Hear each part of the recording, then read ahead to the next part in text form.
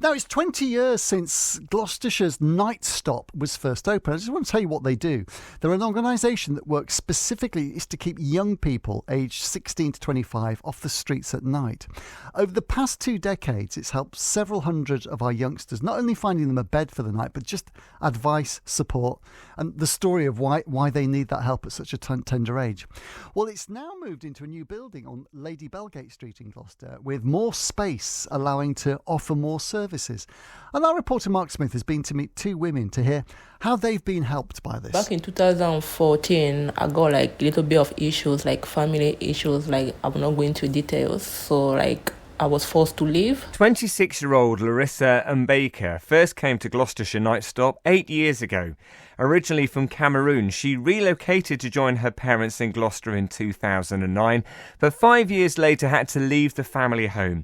It was thanks to the council she was put in contact with the Nightstop. Meeting them back in 2014 was actually the best thing that could happen to me because I was lost. So when I met them, thanks to the council, I was happy because it was the right people at the right time, because everything was a big of mess, my life back then, because even my passport was expired. Initially, Gloucestershire Nightstop found her a host family to live with whilst at college. People have no idea what impact homelessness can have on anyone, because when you don't know where you will sleep, you can be desperate to do stupid things, to get involved with the bad people just to have a place to stay. But the staff also sorted out paperwork for things like her passport, which had expired, and her university application.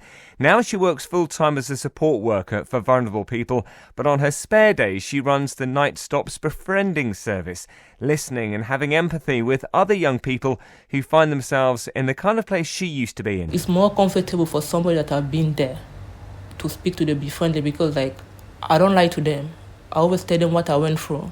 The first day is always a nightmare because you don't know where you're going. When you find yourself at the street, you don't have nowhere to go.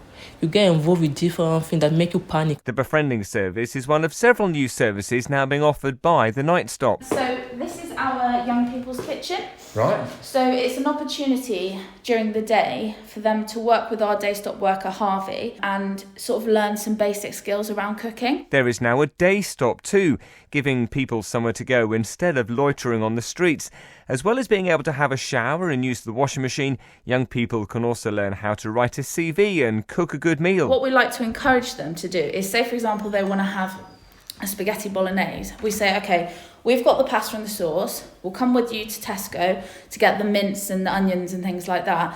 And then it's a bit more collaborative. It's almost a year since 19-year-old Rio from Gloucester was directed to the Nightstop. I'd probably still be homeless right now if it wasn't for Nightstop. She is now in supported living, but spent more than 50 nights living with host families. There was one family, they were lovely. I was down in Fairford. I had nothing for Christmas or anything. I spent my birthday on my own. So when I went there, they had already been told that I had had my birthday. They had made a cake, put candles in it for me. It was really loving. Rio says the befriending service helps reduce any anxieties young people may have about their situation and expects the work of the Gloucestershire Day and Nightstop will grow. Once they hear about this place, they might be like, oh, I'll have somewhere to stay, I'll have food, I'll be warm. Wow, well done to everyone at Nightstop and where it goes. Gosh, that sort of gets to you, doesn't it, when you hear those young voices and their stories. At least there is help and constructive stuff out there. Let's get the latest on the roads. Here is Jamie. Good.